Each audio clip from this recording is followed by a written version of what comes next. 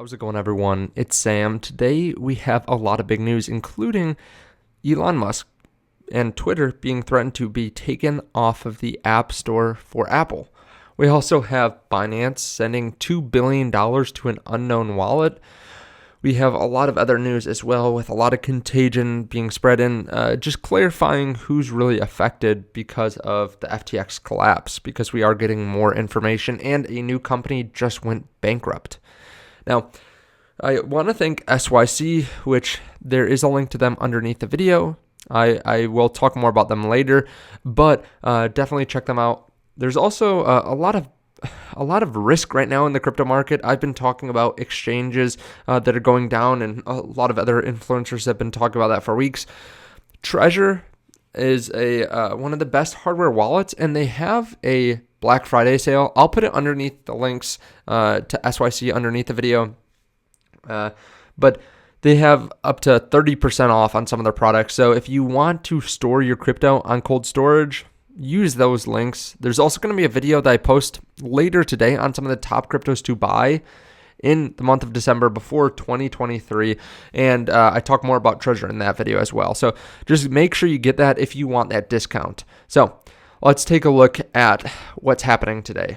Elon Musk posted just 20 minutes ago, Apple should publish all censorship actions it has taken that affect its customers. I'm going to say yes. So Elon Musk obviously feels very strongly in transparency, and that's what they've tried to do with Twitter. He thought that they were shadow banning. He thought that they were pushing the agenda one way or the other based on money and power. So he bought Twitter. He posted this, like I said, 20 minutes ago, has 340,000 votes. He said just a few minutes ago, Apple has threatened to withhold Twitter from its App Store, but won't tell us why. Now, I don't know if this is full on legitimate or if he's kind of joking because they would do something like this. They are pointing at the fact that they should be more transparent, and then all of a sudden they threaten to take away the company that is trying to push transparency.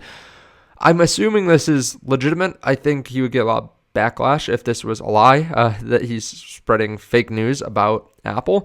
But it really does show that there are a lot of companies right now that are controlling narratives, that are pushing people in one direction or the other to profit and to gain power.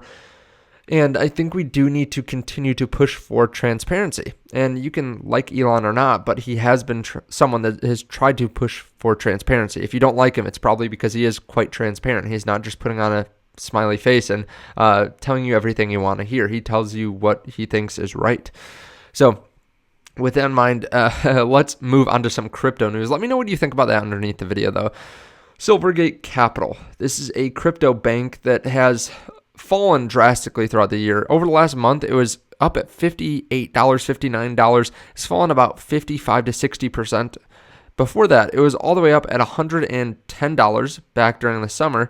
Back during the summer. And if we go even further back, it was up at $205. So fallen nearly 90%. Now, why did this happen? Well, they obviously have a lot of exposure to crypto companies, and recently a new filing showed Silvergate was lending to now bankrupt BlockFi, uncertain of the total amount of exposure, if any, but they were lending to them, and BlockFi just announced today that they are filing for bankruptcy. They cite FTX collapse for their troubles.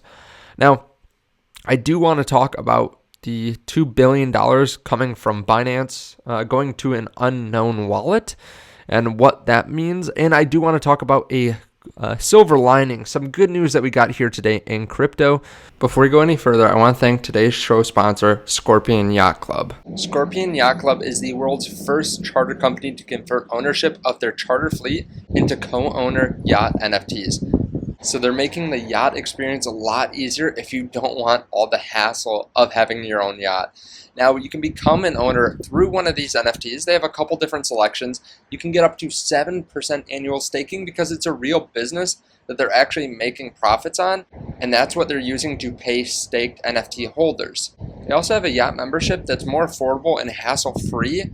They're also giving away the silver NFTs, which are worth $180 each. All you have to do is use the link underneath the video, tag me, follow SYC on Twitter, and sign up to the whitelist. Now, of course, you should always do your own research. Make sure that you feel comfortable with it, but I'll leave links to this underneath the video. Now, a lot of people were worried earlier today because Binance transferred over $2 billion to an unknown wallet. And it makes sense that people are worried because we had seen a lot of exchanges do proof of reserves and then move and transfer crypto around. And it does look pretty sketchy when you just know that a big exchange is moving billions of dollars. Your question is why? Why are they doing this? Do they actually have the reserves that they say they have? Because this is 127,000 Bitcoin. Now, CZ came out and explained why this was. He said that the reason for this, the reason that they have this is because this is part of the proof of reserve. The reason that they are moving this is because of the proof of reserve audit. The auditor requires them to send a specific amount to ourselves to show we control the wallet, and the rest goes to a change address, which is a new address. In this case, the input transaction is big, and so is the change. Ignore FUD. So he says everything is fine. We're just moving this to actually prove the fact that we have the money. And it makes sense on the surface level that they would do this. It makes sense that you would have to actually show that you own the wallet instead of just showing a wallet that has some Bitcoin in it, because anyone can do that. I could have a wallet with 100,000 Bitcoin if I can just point to a wallet and say that's mine. So it does make sense that they have to move it around, not just show it, on your phone or on a cold storage device or something like that. You actually have to move it. Now, I do want to talk about the silver lining here for today. Of course, there are a handful of silver linings, but I guess this is more good news. Financial giant Fidelity just officially opened retail Bitcoin and crypto trading accounts. Now, I went on Fidelity. I'm a customer of Fidelity.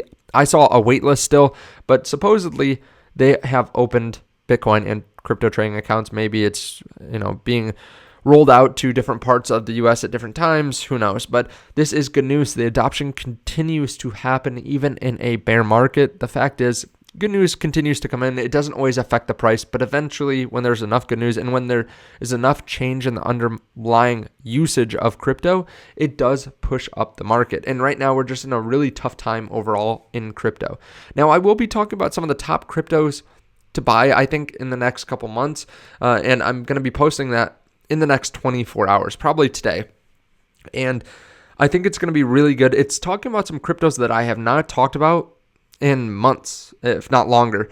Some that I think are getting at really attractive levels. I have really good news coming out, but I am waiting for specific price levels on some of them as well, or to see specific things in the overall market. But we'll talk more about that in the video later today.